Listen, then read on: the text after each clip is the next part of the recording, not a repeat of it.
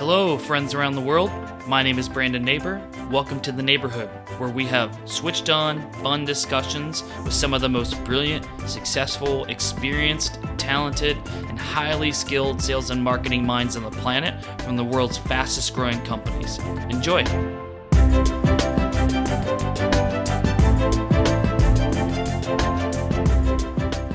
Hey there, team. Today we have Tim Dearborn on the show. Tim is a former global sales leader at LinkedIn, where he built the first sales development teams in New York and then oversaw the Americas and Europe, Middle East, and Africa.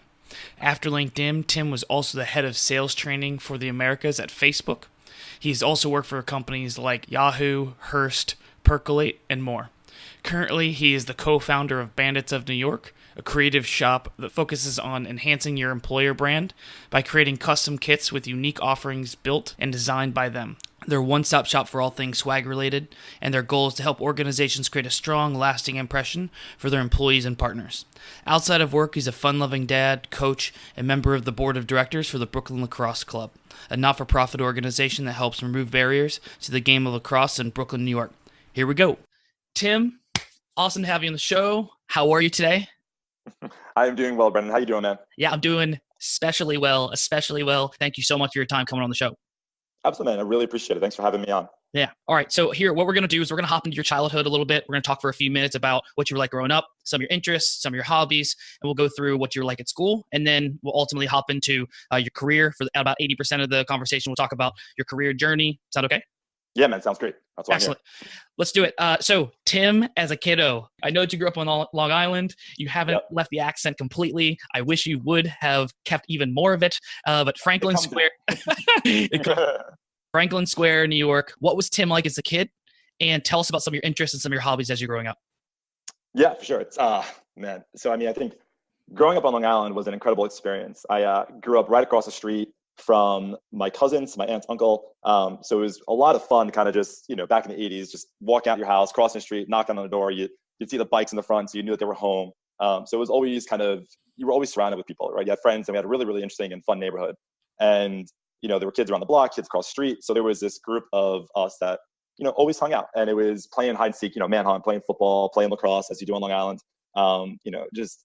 It was a really, really great time, I think going kind of up until like sixth grade, right? When elementary school and just kind of hanging out with your friends, the days of no internet, no cell phones, Nintendo we had, but it wasn't like it is now. So it was a really cool experience that I look back and think, my God, it was very different then than it is now. Like you were outside for 5, 6, up to 10 hours, depending on weekends and weekdays. And you knew it was time to go home and somebody's mom yelled dinner, and so that was it. And there was just this complete trust and comfortability with just playing outside, which is, clearly very different in today's day and age. But that freedom to be in fourth grade and just outside my bike, riding around with friends. And so it was a fun life, man. It was great kids and a great neighborhood. And I had a wonderful family that was around me. And it was an incredible time. Awesome. So what were some of your interests? What were some of your hobbies?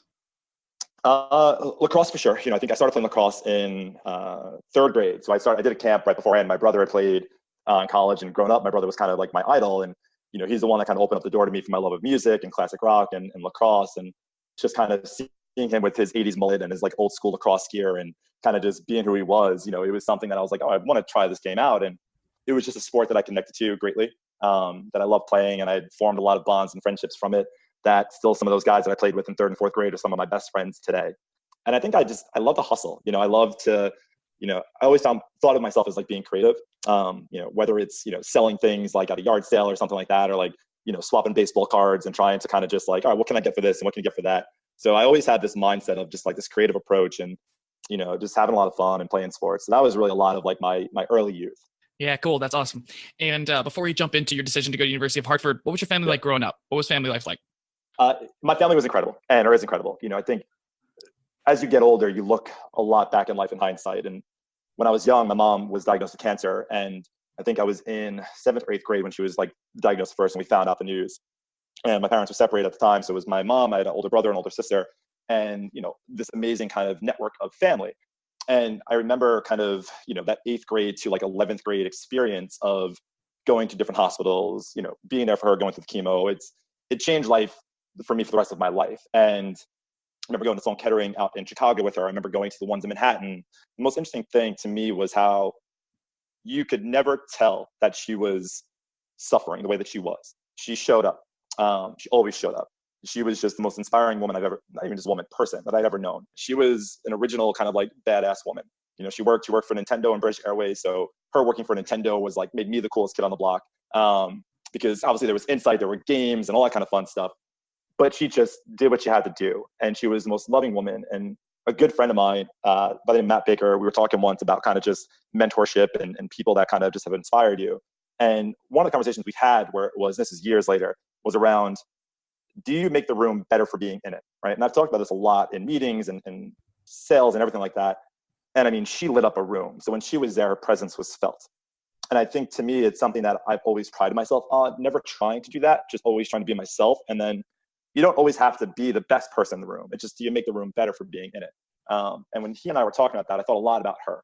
But it was hard. You know, it's when you're that age, when you're a teenager and you're going through something like that, you don't know what to do. There's no book, there's no script of like how to act, how to behave.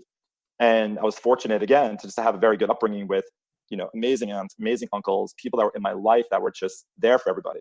And over the years, she had fought it and it looked promising and things were working out well. And then she just had a major setback. And over the course of my junior year of high school, it was probably the worst it ever was. And it was interesting, right? Because at the time of your life where you're looking at colleges, you know, I love lacrosse so much. And I just, in my mind, you know, I'm this dreamer, right? I feel like if I'm doing something, if I'm good at it, I could do anything with it. And I lost sight of that. You know, I lost sight of myself because all I thought about was, is she going to die? And what can I do to help her during this journey? So as we took care of her, you know, her final few months, it started to go. You know, she was there, but she wasn't there. And, you know, my siblings and I, and they're incredible people. And, you know, we took turns taking care of her. You know, obviously we had nurses at the home and stuff like that. But at night, we all did our job, right? Whether my sister spent the night with her in the room that my brother had, you know, my brother bought a home for us, right? And it was his home. My mom lived there. I lived there. My sister lived there. And we did our job to do the best that we could. And here I am. And I'm a, you know, sophomore, junior in college or in high school. My brother is, you know, 11, 12 years older than me. My sister is 8, 9 years older than I am. And then there's me. So like none of us, you know, we're like, okay, we got this. We were just like, okay, what can we do to make this better for her? And I'll never forget, it was August 21st, 1998. And it was my turn to spend the night down on the couch next to her bed to, you know, help her, right? It's not that you want to go into the details, but it was hard. There were a lot of things we had to do that nobody should have to do at a young age, whether they're 15, 16, they're 20, 30, whatever, to take care of someone, especially your mom. So in doing that, it was an interesting night because around 4 or 5 in the morning, she woke up and was kind of a little bit, not delirious, but you could tell she was a bit more off than normal. And then a few hours later, everything kind of hit to her and fluid was coming up. And unfortunately, she had passed away on August 22nd. And it was something that, you know, when you're there, it's like, Jesus, you know, like what just happened? It's such a shake to your core. And what I remember is my sister-in-law coming to my then, you know, my brother's girlfriend at the time, or fiance at the time, now his wife and my sister-in-law, she was coming into the house. And all of a sudden my aunts and uncles showed up. And then all these people were coming, not only while she was kind of technically dying, but also after she had passed away. And then there was just this tremendous amount of support. My cousins showed up, other people, friends, everybody was just kind of coming. It was as if everybody's world just stopped. And the only thing they could go do was be there for us. My grandparents were there. And I remember because football season was about to start, I was going into my senior year of high school and we were supposed to go to the mall, I believe, to go get cleats or go look at cleats, me and a couple of buddies. And one of my friends called and he was like, hey, you know, what are you thinking? Like, what time you want to leave? I was like, I can't talk right now. Like, and he knew. He was like, okay. And that, you know, quiet, hang up the phone. A few hours passed, we were there and I was just like, I need to get out of here. And my cousin, who I grew up with across the street at the time before we moved to this home, he came by and he was like, where do you want to go? I was like, I want to go see my friends. And, you know, I gave my brother a hug, gave my sister a hug, and I was like, I have to. And they understood. Like, it wasn't as if I was running from anything. Like, I had been in it and been through it. And I remember going to one of my friend's house. And then Brendan, literally, man, like one by one, my friend's house who I went to, he had called people, like our group. They started showing up into the house and showing up in their parents. And so it was just it was the most emotional experience I'd ever been through in my life in terms of one single day. And it was also the most beautiful thing I'd ever seen, right? You go from this moment of death to this moment of like, I am so fortunate to have these people around me that I've made friendships and throughout my life, that I'm sitting here and I wasn't even crying anymore. I was smiling. You know, it was like this feeling of like joy, because the thing about my mom is that her heart and soul, man, it was like none other. You know, it is just something that was just unique. And I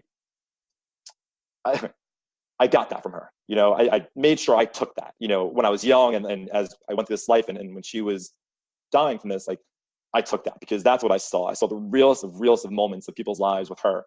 And I just knew that she was that person that would just, you got to show up. That life is bigger than this. You know, life is bigger than being sad and all kind of good stuff. And to me at the time, like, it was a lot, right? You're dealing with a lot. There was depression issues, anxiety issues, and challenges that I was trying to overcome as a teen. But I always showed up because she showed up. And so to me, it was this experience that is, you know, I'm sure there's many people, you know, that have gone through this and gone through worse, right? But losing your mom as a kid and kind of just going through that, I am just consider myself fortunate that I got to have, you know, the amount of time that I had from 1980 until 1998, she was my mom. So it was a life that you never would have thought would ever happen to you, and it happened. And that changed me forever. Because that's just it, right? We always think that things are invincible, nothing's ever going to happen. And man, that run of those years and that moment changed life forever, you know? And to me, it was, you had two choices, right? It was kind of like, let it throw you backwards or let it throw you forwards. And I knew me, I knew her. And I was like, there's no way I'm throwing myself forward. You know, and obviously life is life. We have our setbacks along the way and challenges and this and that, but it was just this time in my life where it was unique, you know, it was really unique. And I think it's, you know, and all her fighting, and maybe we'll touch on this later. I did this speech for Cycle for Survival on my mom's 20th anniversary out in Los Angeles. And I talked out her heart and soul, and I talked about the moment that she died. And I was with her the whole entire time, that night, that morning, when everybody was coming and trying to help her and the nurses. And that's when the phone rang, when my friends were calling about trying to go figure out time to go get together and go get our cleats for football. And the second I left the room is the second she passed away. And when I came back in, she was gone. So to me, it was like, as much as cancer had taken her mind, all these different things and what it had done to her, she was still there and she was still fighting through. And she was like, there's no way I'm letting my youngest see this. And she was fighting. And, you know, obviously it's something that we do for ourselves to have a feeling, and we'll never know that. But I believe that. I believe that moment, that phone rang, I walked out, she left. And I think it's a beautiful moment. You know, it was a hard thing, but it's a hindsight thing, looking back and saying like, okay, that was something different. She meant to do that. She was fighting for something. So I like that. You know, it gives me solace in this life. It makes me feel good about it. Wow. Yeah. That is an awesome story. Thank you for sharing all of that too. Yeah, absolutely, man. And you talked about whether it throws you back or throws you forward. Let's talk about how it threw you forward. So sure. University of Hartford, you studied American history, you're getting out of school, you're about to get your first job. Walk us through your professional journey so far. Walk us through your jumps though, your career jumps. Yeah, absolutely. So when I graduated, I was like, oh, you know what? I'm going to keep bartending, right? It was great. We're good to go. So I got a job bartending in the city, and it was an awesome experience. It was this really cool place on the Upper West Side that had different theme nights and had different theme bars. I remember being there for like big parties for Fashion Week and, you know, all these different types of things. And it was a lot of fun. Clearly not sustainable and a lifestyle that I wanted to like live for the rest of my life, but it was great because it was cash and it allowed me to think about, where do I want to go? Like, what do I want to do? What's that first step in my career? So I did that probably for, you know, under a year, right? Kind of like graduated and like flowed through that, you know, got to get back and connect with my friends. You know, obviously they would come to visit me and I would see them all the time in the summer times. But it was like, okay, you know, now that we're back and we're situated, like, what do I want to do? So my brother had worked on Wall Street down the New York Stock Exchange, and he, you know, introduced me to people there and got me in the doors for an interview. A lot of times our resume can speak for itself, but sometimes, and most of the time in today's day and age, you need somebody that can help open the door, right? You get the job. And I've always said to people that I've hired since, you get the job. But sometimes it's nice to have somebody that you know at a company that can get you in that door. And my brother did that. And they didn't have to hire me. There were tons of people that were coming for these jobs, but they liked me. And that was that. And I had this amazing experience down there. It was right after 9/11. So it was a really kind of different world that we were living in. I remember going in every day and the guys outside with their machine guns, and you looked at the American flag swaying over it very differently than you did, you know, pre 9/11.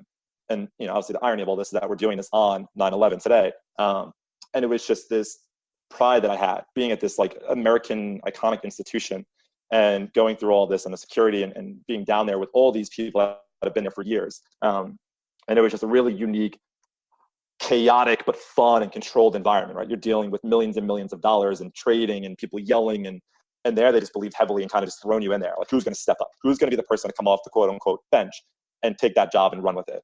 But it was a great experience that, I mean, I would not trade for the world. I met some of those amazing people I still stay in touch with today. I stayed in finance for a bit. And then ultimately kind of coming to this place where I found that I liked talking with people. You know, I found that I liked, you know, just having conversations and learning about them and seeing, you know, what else is out there. And I think it was kind of like sales was this no-brainer, right? There was lots of sales jobs out there as you graduate college in the early 2000s. There were, you know, come work at this company. We're not going to pay any money, but you're going to get X percentage of this commission.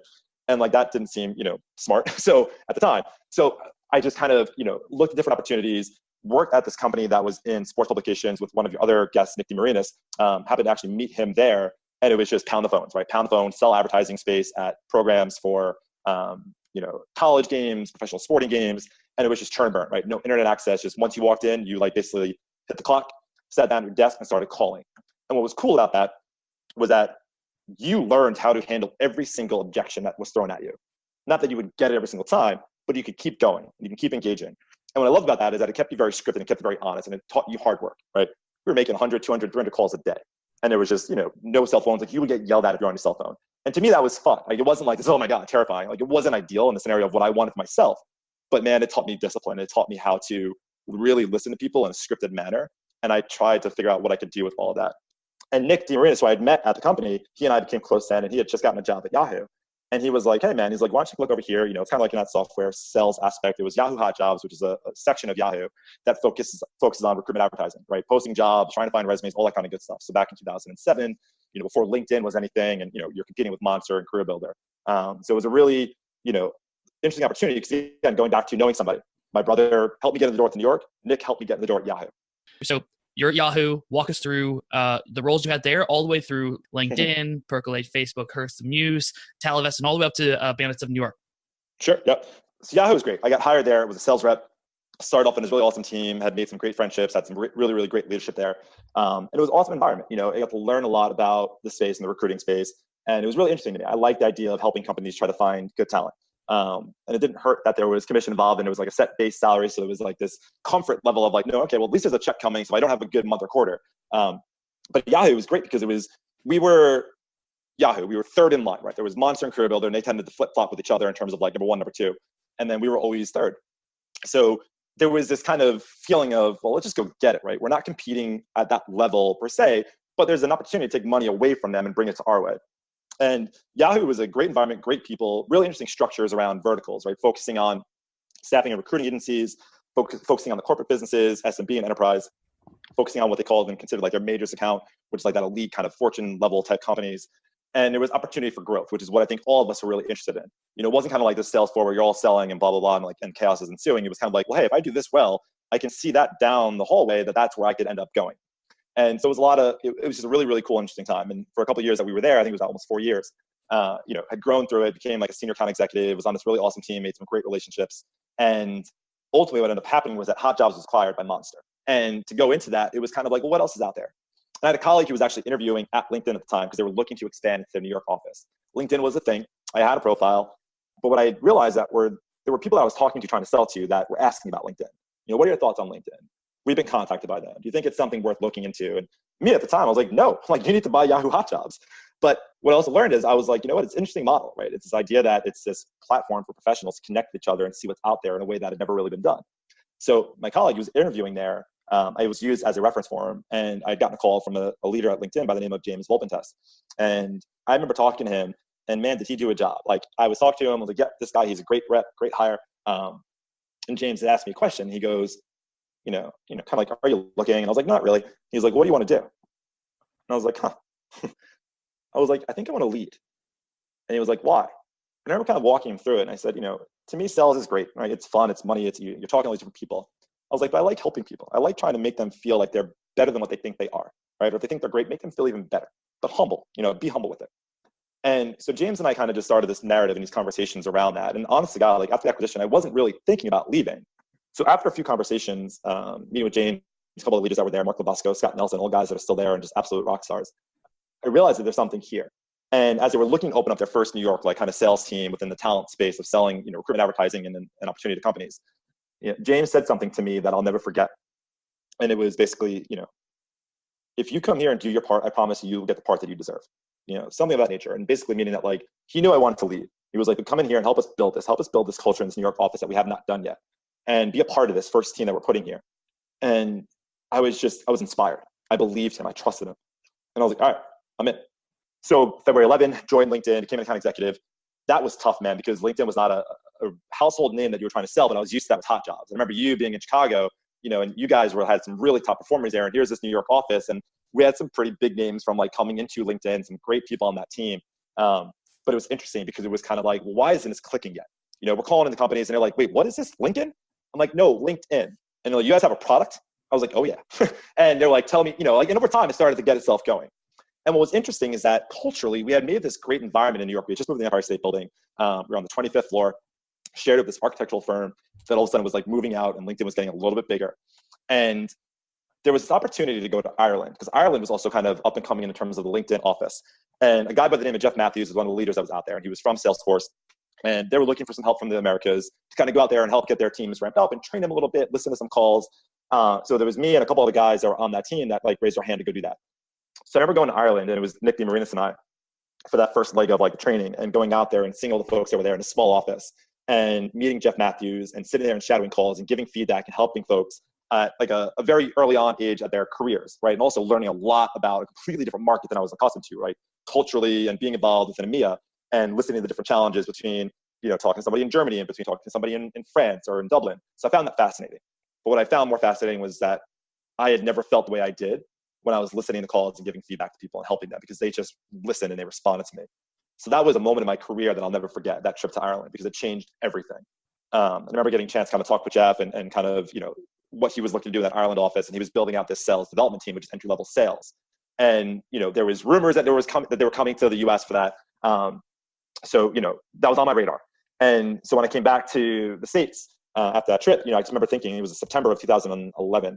And I remember thinking, like, this is what I want. I want to manage sales staff. I want to hire people that are new in their careers, give them the guidance, train and help them develop them.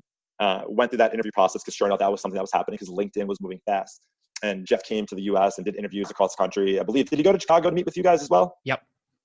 So I remember sitting there and talking with him and being like, look, man, I've never known more about anything in my life than this. This is what I want to do. I want to develop people. I want to coach them. It's not about teaching them how to sell. It's about teaching them how to be better at what they do and think about it differently, take them out of their comfort zone. I was fortunate to get that job. And the beauty of that and the painting of that was that there was no reps at all. So come January 2012, I get promoted to this brand new position, and we have to build out a sales development team in New York with 0 employees. So we kind of sat there and talked through it and said, okay, what if we relocated? What if we looked at this? And we started putting together these plans for hiring, and we just went after it. And I had to hire, I think we started off with about 7 people. That grew to 20 people over the course of, I think, 5 months, interviewing hundreds. So I stayed at LinkedIn, did that first year, had an amazing team. It was a lot of success there. It was a lot of opportunities. And what came from it was, I think, ultimately what changed my career. Jeff Matthews ended up creating a role for me, this global scope of a role. So this kid from Long Island with this accent that speaks fast, that just found his calling in terms of trying to lead and inspire people, create this role. And I'll never forget it when he told me about it. He sent me this email with this picture, and it was a map. And what he did was he drew this red line around the map. And he goes, inside that red line, that's your market. Outside of that is not your market. And it was like this small part, which is APAC. But he basically gave me the whole entire world to go play. And it's just that trust, right? And in hindsight, what I learned about that too is that when I look back in this life, like I was yearning for that. I was yearning for somebody, not in a parental figure, but somebody that I reported into, that I was working with, to see what I was capable of doing, right? Because again, lifestyle-wise, the support was always there, right? The right people, the right, all involved with all the right things in my life. But above, that was missing. So to have somebody like that, guys like James Lopentez, even, Joel Patino, my manager in New York, and then Jeff just changed me forever. Because to me, it was like, when I feel like somebody is believing in me and is giving me the kind of the keys to the castle in a sense, that I could do anything. And that to me was something that I prided myself on during my time as a manager and helping people. It's like, look, you do this for you do this for us, me. I will give you everything I can to help you within your career and just in life. And with Jeff, I owe a lot to him, right? Because he listened. I was going through a really hard time in my life, within a separation of my son, and he was just there for me. And I took everything that I could learning from him. And I remember, I'll never forget when I got promoted to that role and basically being a senior level leader and managing managers. You were out in Dublin at the time, so I was taking over the team that was there with like you and a bunch of those folks. And I had to fly out to London for this kind of like QBR, quarterly business review. And I'll never forget, going into it and Jeff saying to me, our team, the ops team, put together this whole great deck of the market and how we were going to attack it and what our approach was going to be to help lead generation and create more revenue opportunities. He said to me, he's like, look, everybody here, they're from here.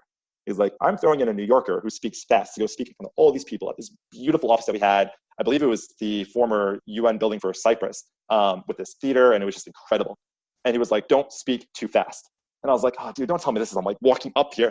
But he knew what he was doing, man. Everything was calculated with him, but strategic and purposeful. So I remember getting in front of the stage, and there's this huge bright light in front of me. And, I gave my 15, 20-minute presentation. I prepped so hard for this. and talk through it. And I was so conscious of when not to speak fast, because I move when I talk, I get going, I start going. And then we did it and we ended. I remember like you and the other guys were there. And I remember walking out, like coming up the aisle there, and I saw Jeff, and he stood up and he put his hand up and gave me like this high five. I remember that feeling, and it was recognition, it was reward, right? And it's something that is crucial to people's success, right? You do it wrong, you don't do it well, like obviously you're not gonna get the high fives. But when you do, that extra mile, that little moment of, hey, good job, right? Good job doing your job, as we always used to say back then. But for him to stand up and give me a high five was just, the amount of moments he gave me, and I'm not trying to make this a love fest for Jeff, but there's got to be somebody in our lives and our careers that changes everything for us. And there were so many, but to me, he was the one that was so influential and instrumental in it. So LinkedIn, great run overseeing EMEA. As I know we're going to talk about a lot of different markets and different things that we saw there. Great opportunity. But what I learned and what I realized is that I wanted to try different things. Right? Over the course of time, after being at LinkedIn for almost 4 years, I like building, right? And I knew that about me. When I built that team in New York, that was a feeling I never really experienced. So I enjoyed that. When I helped build out, the Brazil office and help scale the EMEA offices being bigger and hiring and interviewing people there, it was just a lot of fun. I like that. And I wanted to try that again. I wanted to try that at a smaller scale. And I know that we're going to, talk a little bit about this here and there.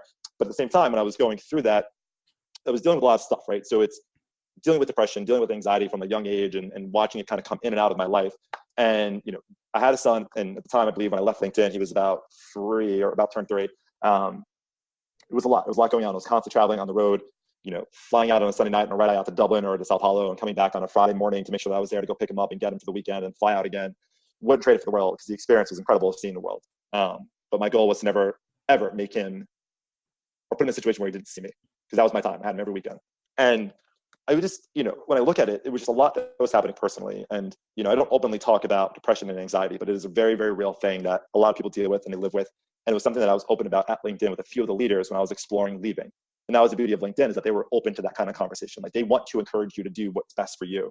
And I remember sitting there with, guys like Mark Dick, who was my manager at the time, who was an incredible guy, Brian Frank, others, even Jeff, Mike Gamson, and talking about this and always saying it was never about the money, me wanting to leave LinkedIn.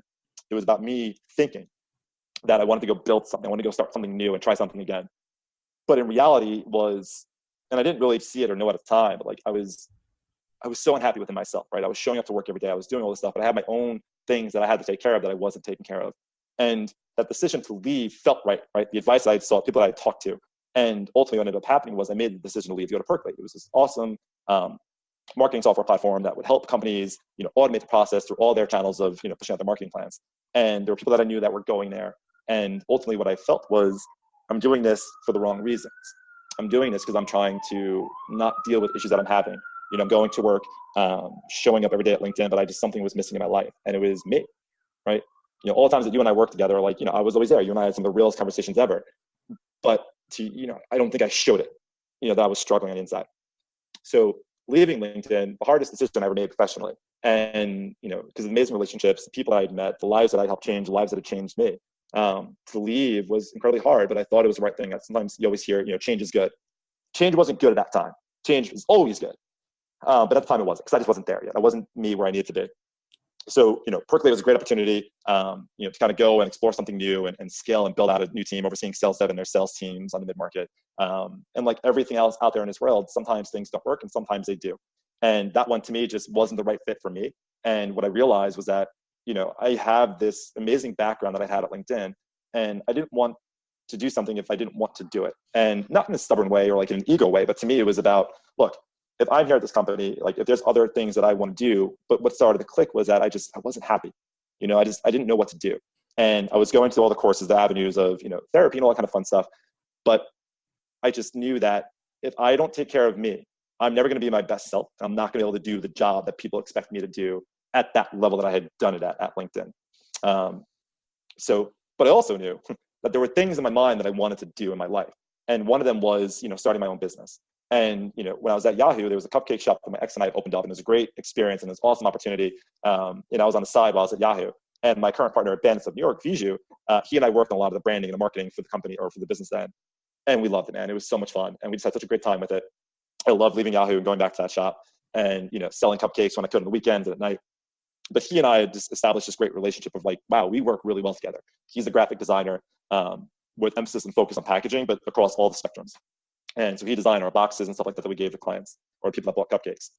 So when I was at Percolate and going to that time, like he and I started talking about like, hey, is there something that we could do again, right? Is there something that we could do together? So we started exploring a lot of that throughout the years. And then there were a few moments, of course, over the course of time that I think really kind of like jumped out at me that he and I would talk about to think like, hey, is there something here? And like hash out the ideas. So going back to, I think it was October 25th, 2014, I was at my apartment in New York, and I had this chalkboard wall for my son that he could just like draw and write on. And I started sketching this name that a couple of friends and I had just kind of like, talked about and joked about, like, hey, if you ever had a company, what would you call it and what would you do? And to me, it was always this company name of Bandits. And the irony is that backtracking at LinkedIn and sales trainings, every sales training scenario that we ever ran and practice sessions that I hosted, the company that people were always pitching was Bandits. So for me, Bandits has been around for years, right? I've been talking about it, obviously different scopes, and then it led to where we are today. But this idea of doing something on our own was there. That feeling was there when I did the cupcake shop. I knew it. I wanted to do it. So, at Percolate, it was like, hey, is there something that we could do? Like, can we do something on our own right now? And it wasn't the right time to do it. There was a lot going on personally. And it was just like, no, let's just hang tight here because we don't know what it is yet. So I went to Facebook. And the moment that I remember the most, which plays so heavily into what Bandits of New York is that I had developed this good rapport with the recruiter. And she and I would talk a lot about just life, like learn a lot about my son. I learned a lot about her as she was getting married. And when I signed the offer to go to Facebook, she actually sent me a care package, right? So FedEx or UPS comes, buzzes, I go down, get this package, come walking upstairs, right? Have this big box, like a typical kind of like department store box. Like, what is in this? And I open it up and there's a handwritten note. And it says, Dear Tim, can't wait to have you join the Facebook family. See you in a few weeks. Open it. Oh, and P.S. I hope these hoodies fit your son. So I open it up and there's a hoodie for me and a hoodie for my son with like the Facebook and Instagram logo on it. Game changing. It is my narrative now as I present Bandits of New York, and we'll get to that. But it was just game changing. I was like, nobody ever did that for me. Nobody ever did that. I had gotten swag before. We've all gotten swag. I can open up my drawer right now and look at so many LinkedIn t-shirts, right? Stress balls, notebooks, all that kind of stuff. But that was different. That was a different type of thought level. And I remember asking her, I was like, hey, does this happen for everybody? I was like, I know I'm not that unique. And she's like, yeah, no. She's like, it's part of our process and what we do. And I was like, that's incredible. That is an incredible experience that you offer people. So I was like, kudos to you. Facebook was an amazing experience. And it was probably the most challenging I'd ever had in my life. It was a completely different business line. I'd never led sales training before. Completely different, business, right? Going from software and in LinkedIn to the advertising space. But I learned a lot. And I thought that the best role that I could play was to open up doors for the team that I had. Because the team that I had, they were incredible. I mean, some of the best, program developers, trainers, everything. And I learned a lot about vendor management and vendor relationship. And I learned a lot about what good onboarding looks like. And again, to me, yeah. Yeah, let's talk about that. So yep. You're in Facebook. I know you went through a whole process of revamping the onboarding process. Tell us about that. Tell us how you did it. Tell us what the mindset is, and walk us through a little bit of that journey of what the method was and what the process was as you started going through it. Some of the things you need to nail if you're going to go through and revamp your onboarding process. Yeah, it was interesting because, when I joined, the onboarding was it was cool, right? Onboarding Facebook was, twice a month, people from all over the world flying in, people being hired, in the hundreds, right? And all different walks of life in terms of roles, engineers, marketing, recruiters, sales, everything. So it was a lot of information. It was Facebook.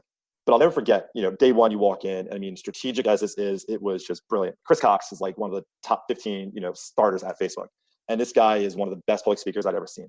And he came up on stage and in front of us and just gave this kind of like, not rah-rah speech, but this very real speech. And I remember sitting there being like, holy cow, like this guy is good. Like I was inspired 20 minutes in. And, and you should be, right? Like you're starting this brand new company, but it's like, it's crucial, right? To success at a company, if you have a flat start, it's hard to really go up. And if you have a high start, I mean, you're going up, man. You are not going to decrease from that. Obviously, it's up to the company to maintain that level. But when you start high versus starting at like the flat ground level, I mean, it's just, there's nothing better. So I remember going through that and being in this training as like a new hire with all these different people that were in New York as well, out in Menlo Park for this training. And be like, oh, wow, this is really cool. It's a really good job. The team does a really nice job with execution. We bring in all these different speakers to talk about the different business lines and what's important.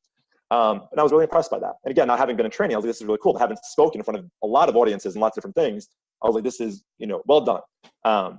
So over the course of time, there's two different types of onboarding and training, right? There's like role specific, and then there's like the, that first kind of couple of days where it's like everybody brings together, comes to HQ, goes to this amazing experience. It's this amazing, kind of setup of offices. And some of the reps in the team, as we started to like, float our team together and piece it together to be what it would be from a training dynamic on the sales side, had such incredible ideas. And a lot of it was, let's bring in the best of the best that we can, right? Getting the best speakers that Facebook has, bringing people that are just inspiring and this and that, and make it like an actual experience.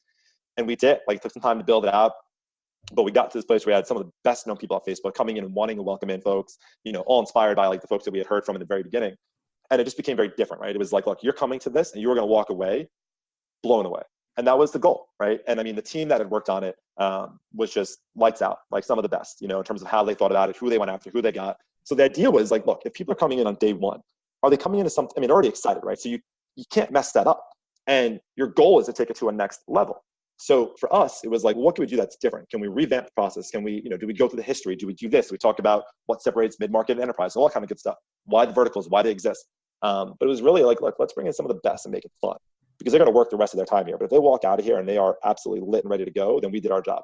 And I have so much to thank to the team that was on my team that did that, right? Because they thought about it differently. And I learned so much from them, again, because to me, I was there, I felt out of my league, right? For the first time, I really felt like, I don't know if I should be doing this like this, but I knew what I offered, and I knew that I could kick down doors, and I accepted that.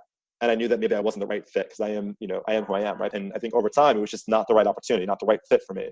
So that was part of the journey, right? That was the moment of kind of like, what are we doing here? And the realest part of all of this is that I was going through some of the hardest times of my life, right? And I tried to show up the best way that I could. And I don't want to make excuses for anything, right? But like, we all have our lives and the things that we have to deal with. But it was a very, very hard time. And all I wanted to do was to show up as best as I could. I remember being told once, it's like, when you deal with depression and anxiety, you're not waking up the day out of bed at ground level. You are starting that day 20 feet underneath, right? 50 feet underground. And you got to come up and get above that. And there were so many times in my life where we were good, right? But you just never knew when it was going to come. So I had to figure that out. I had to learn how to get through that. I am not a magician, right? So you have to do all the right things. And at the time when I was at Facebook, I was like, okay, like, I am struggling here with this, right? This isn't a me and a Facebook thing. This is a me thing. And I felt scared to articulate that. I felt scared to be open and say, here's what I'm dealing with. And I had done it before in my past. And I had some very supportive people in a professional sense that were like, what can we do to help you? What do you need? And that is empowering. And then at Facebook, kind of the same thing, right? It's like, I talked to people that were on my team about this and others, and I wasn't there. I wasn't where I needed to be. And I think ultimately what ends up happening is that you put this mask on, right? You kind of just show up and you go to work. And Brendan, man, I was struggling, right? Like, it's just, depression is real, and I was anxious to talk about it on this, but it's such a part of who we are. And, I feel like a lot of what I just spoke about, obviously there's some great stuff about like LinkedIn and the process and how I got to where I got to, but to me, ultimately, like, for that period of time after LinkedIn, this is what that experience was. It was dealing with this and trying to figure it out, because there were other things that were happening with my life personally, and plus the depression, plus the changes, you couldn't keep your head above water. And all I know that I needed to do is that I needed to make money and like we all do. And so ultimately what I just realized is like, look, like, let's try to fight this out, right? There was this idea of what bandits could be always kind of lingering since, 14, and now we're almost in like 16, 17. And I knew I wasn't there yet. There's no way I could juggle both and do both things and put all in efforts on one and not the other, and vice versa. So it just wasn't the right time for bands to be what it could have been or could be. And I had to figure myself out. And that stuff doesn't happen over time, right?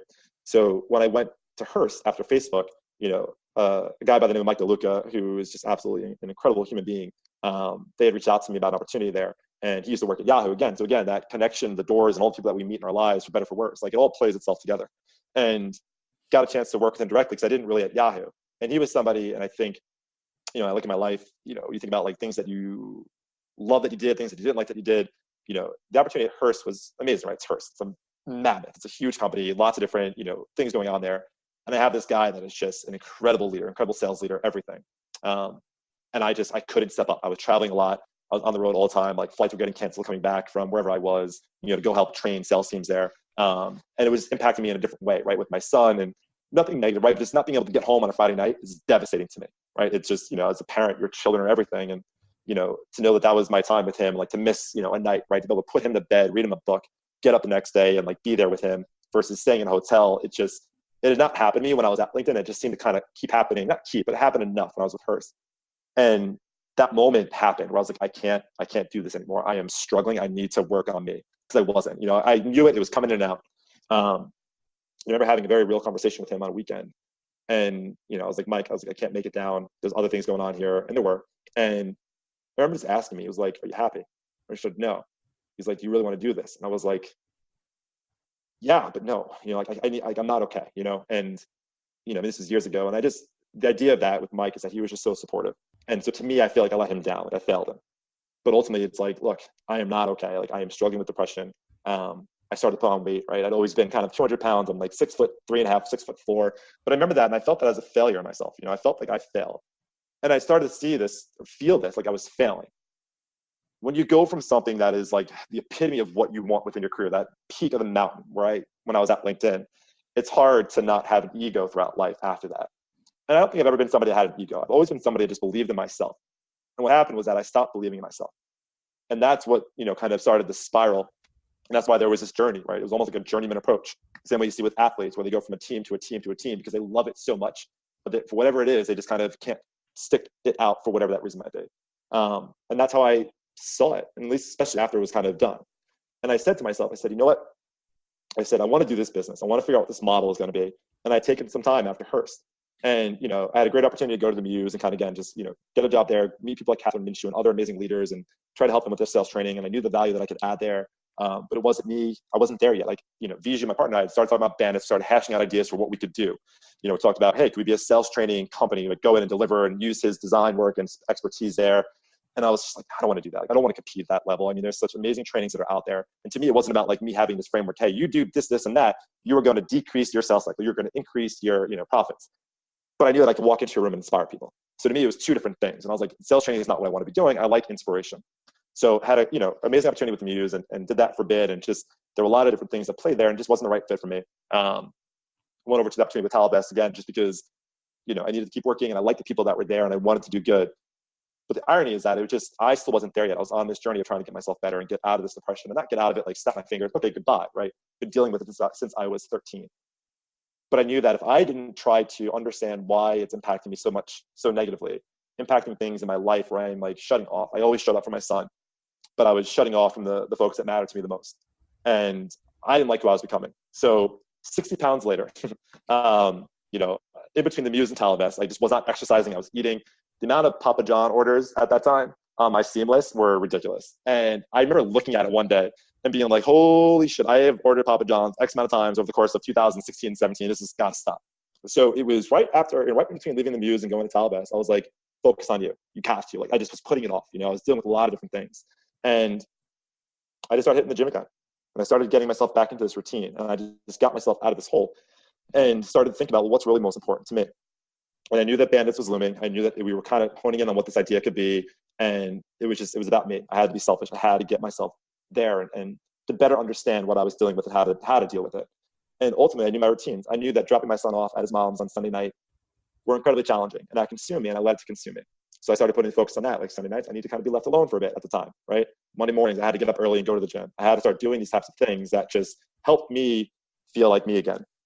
And man, I dropped those 60 pounds real quick, and it felt incredible. I remember my doctor going for the physical, and she was just like, "What did you do?" And I was like, "You really want to know?" And she started laughing. I was like, "No." I said, "I just started exercising." I said, "I started getting back into it." And I said, "I started to find myself again." And it's a wild thing to kind of lose sight of yourself, right? You always look at resumes and you see people at job hop and done this job and done that job and what have you. And, I remember years ago interviewing folks, I'm like, "Why'd you do this job? Why'd you do that job? Why'd you move so quickly?" And nobody could really answer it properly. And the ones that did and the ones that were genuine with it, I'm like, "All right, I think we'll hire you," right? Because you give them that opportunity. And I was always so worried about that. There's this run of just these different companies, and people know, people don't know, but I lost myself. I forgot what was the most important to me. I stuck to my past to try to cling to my future, and I was like, "Well, I did this at LinkedIn. I did this at LinkedIn." And but ultimately I was falling apart.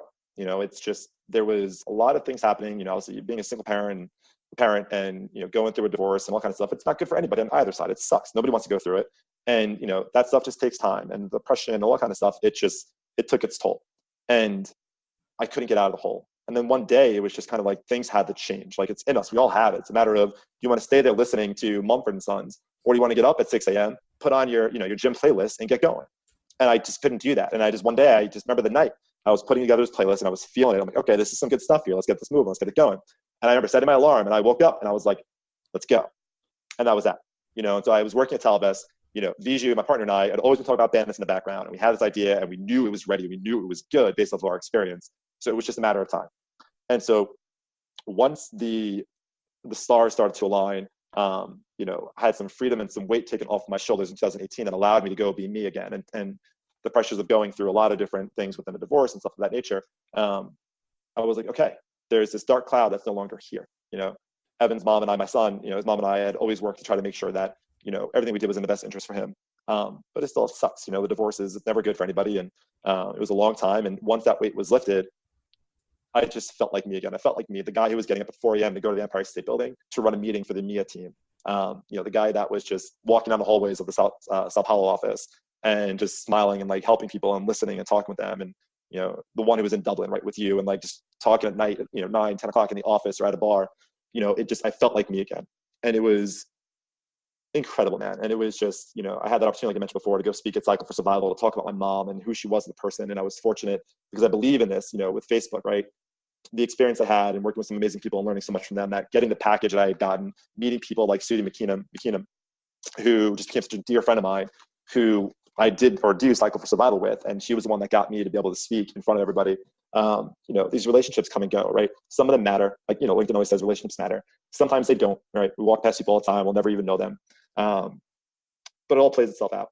It's a matter of how you want to let it be played out, right? It's not over yet, this journey. But what it did was that it allowed me to go through some of the hardest years of my life, dealing with this depression.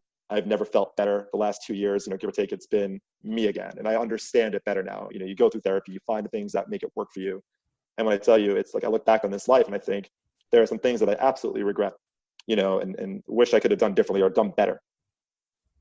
But I completely accept the fact that I lost myself and I lost. But at the same time, like, I needed that. I needed to hit that point to realize, well, hey, you got to fix this. Because it's not only about me anymore, right? There's a little guy here that absolutely adores me, that I adore more than anything in this life. And going back to the support, right? I have this amazing family and amazing friends. We don't see each other the way we used to, but it's crucial. And I owe it not just to myself, but to everybody that has been by me to fight through this. And, it's do you run away from it or you run right into it, right? It's like throwing yourself forward or throwing yourself backwards. And I think I just became very stale and started to fall. And then a couple of years later, I found it. I'm like, all right, let's go, let's do this. So that's where we are today. And Bandits of New York officially started, even though the name has been floating since 2014. It officially started last summer. We just hit our year about a month ago, and it's just been, absolutely insane ever since. And obviously I know we're going to dive into it in a minute about what we do and who we are and all kind of good stuff. But I'll take a quick pause. Thank you so much for sharing that story.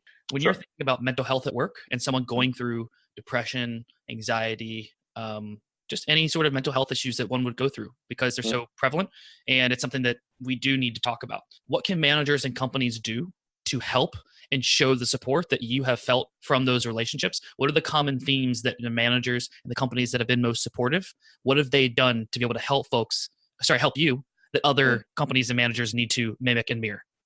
Yep. It's the unfortunate thing is that there is this stigma, right, to mental health. And it's as real as any other illness that's out there, right? It's your mind, it's your body. It's something that is not just addressable by sleeping it in, right? It's not just addressable by going to the gym. It is an absolute beast, right? Some have it in lots of different capacities and scopes. Some are social, some are as deep as it comes. But, I remember being a kid and being 13 and being put on medication, right? And going through that and being so ashamed of that. But at the same time, it helped me get through what I needed to get through. And then, at the time, and in today's day and age, and I remember telling Jeff, what I was going through and all these things personally and what I was dealing with. And I remember him just saying, he's like, what do you need?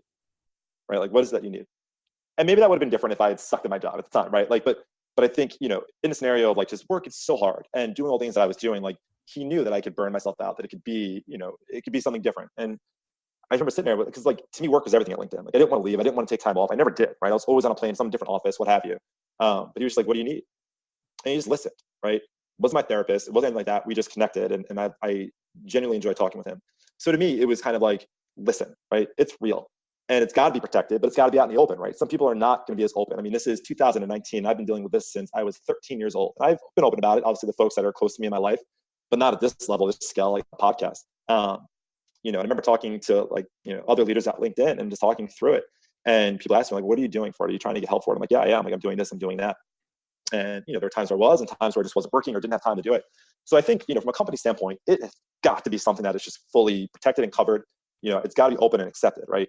You want to work in a community where you feel completely inclusive, right? It's just, if you're dealing with something, it has to be okay to talk about it. It has to be something that is okay. I mean, I repost all the time on LinkedIn, people talking about being in recovery, right? Dealing with mental health. And even myself, somebody that deals with it, my first initial reaction is always like, oof. But then at the same time, I'm like, you know what? Good for you.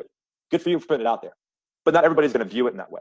Everybody's going to look at it and say like, good for them. That's pioneering. They're doing something great. Whatever post or thing you hear or you read. And there's others that are gonna be like, oh, stop, suck it up.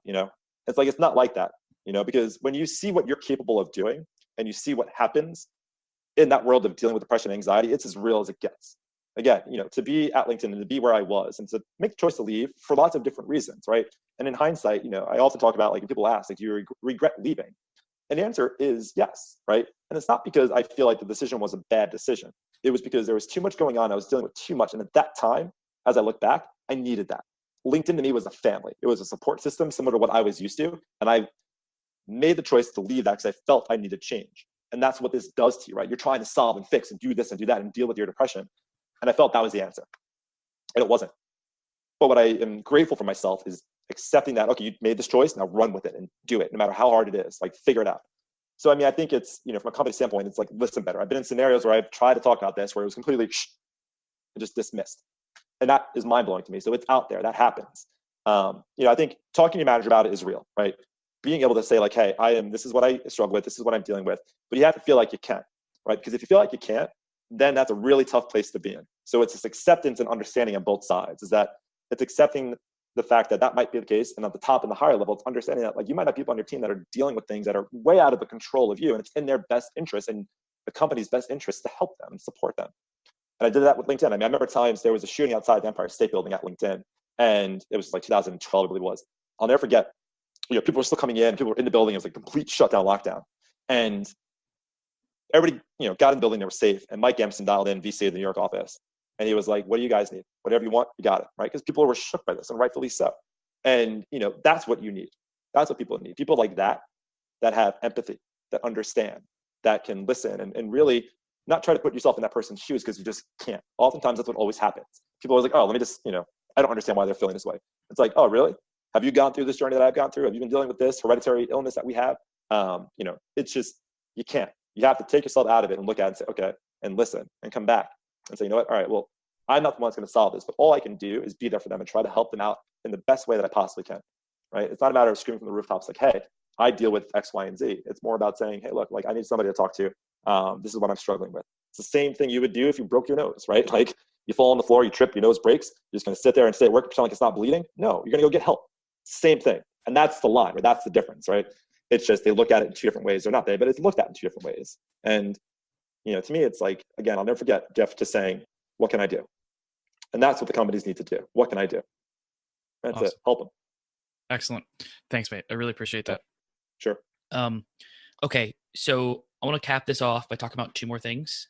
Sure. One is Bandits. Talk about Bandit. Give us maybe 1-2 minutes on it. Sure. Bandits of New York is a creative shop that is looking to shake the swag game up, right? There's a lot of swag that's out there, and we felt there's an opportunity to enhance an experience that somebody has with a brand or with a company, whether it's through onboarding, events, sales, anything, you name it.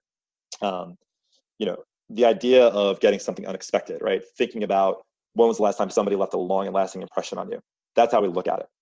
So we create materials for companies to give out to their employees at events that help enhance their company brand or their employer brand, which is a real thing nowadays, and gives people something other than a stress ball or a pen that's going to sit in a drawer somewhere. We create content books. We create custom kits that we've designed. We're inspired by companies like Nike and LinkedIn and Indeed that are out there just kind of changing the game in terms of their brand and how they, show themselves off. So, that Facebook experience that I had, like, that's what kind of helped inspire this. So Vijay, my partner, is the one who designed everything. He takes all my crazy ideas that we have when we talk to different companies and, he gets it. He puts pen to paper and he knocks it out of the park every time. And the idea is that, look, anybody can go to a website and click a button a couple times and get 2,000 t-shirts with a logo on it. But where are those t-shirts going to end up? They're going to get worn once for a photo op, and then they're going to sit in a drawer somewhere and be worn for when you go to sleep, maybe when you go to the gym. We want to make things that people are going to have and keep for as long as they need to, right? Creating shirts that are not just a logo, that are fun, that are designed, that stick to a theme. Creating content books, so it's not just a notebook that people are getting, like, hey, take your notes. It's content relevant. It's got information inside of it about their onboarding experience, their offsite, their event, learning materials. Think about how many emails we've sent in our life, right? And how many times those emails have just gotten deleted, missed, skipped, whatever. Or you've been handed papers from an event that you've attended. Where do they go? In the garbage, in your drawer, right? But you create a notebook that serves a dual purpose. It has the content in there. It's got a cool branded look to it that's unique, right? Not just the logo, but different. And then a notebook has the rest of it. It's something that really stands out. And what we're seeing is there's a lot of companies that like us, and there's a lot of things that we can do, and trying to figure out how we hone in on saying, hey, here's what we solve for. And we figured it out. We know what we solve for. We've been fortunate, our first year, we were like, let's try to get some of the really big companies. We had talked about this for about a year or two before we started. And so far, we got some great opportunities, right? We've done Bring Your Kids to Work Day for Amazon. We've worked with HBO, Major League Baseball, small companies, large companies. And it's kind of amazing to see, right? It's kind of amazing to look at the network and see how well connected we all are, right? Not just me, but everybody. And how what I learned at LinkedIn allows me to get in the door at these companies. And that experience that I've had, the ups, the downs, the hardships, the great moments has led me to this. And, Bandits of New York is a creative agency that focuses on your employer brand, and we absolutely love it.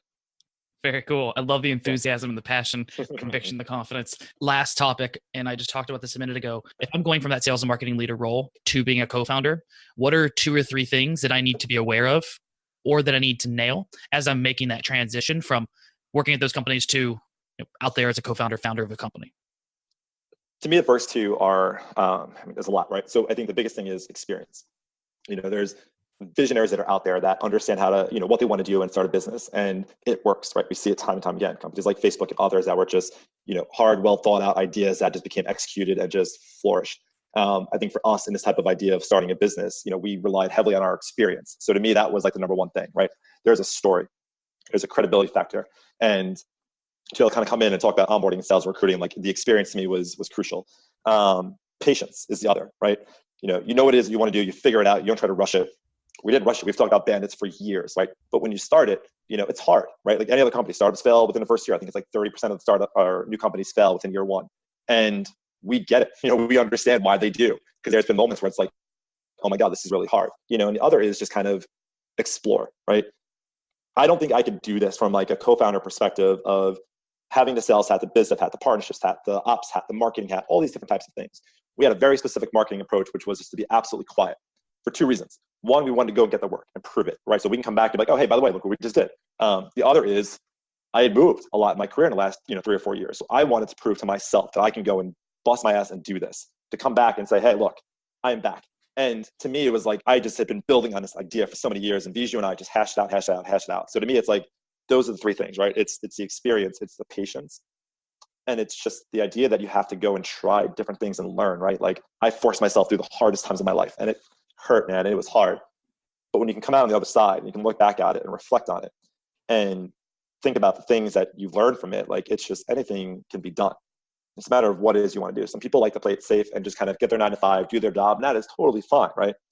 But with the life that I was dealt, the cards that I was dealt, like I like the journey. I like the experience. I want something unique and different. So to me, it's kind of like, get the experience and understanding the space, know that you're going to have to wear so many hats, right? Like you have to, I don't know marketing from a hole in the wall outside of my own personal social experience, right? But I know that I can get in front of a room and talk, and so that's that. And then just that patience aspect, man, it is so easy to be like, you know what, I'm good, I'm done. But this is different because this is ours, and it's a different level of like passion for this. And it's like, if we can just ride it out and no other factors are going to stop us, like I trust this guy the way I trusted Jeff Matthews, that guy being Bijou, my partner. His eye and what he creates and my ideas and what I think of, they're absolutely wild, but they work. And companies seem to love it. Hey everybody, thanks so much for listening. If you appreciated and enjoyed the episode, go ahead and make a comment on the post for the episode on LinkedIn. If you love the Naberhood podcast, we'd love for you to subscribe, rate, and give us a 5-star review on iTunes. Until next time, go get it.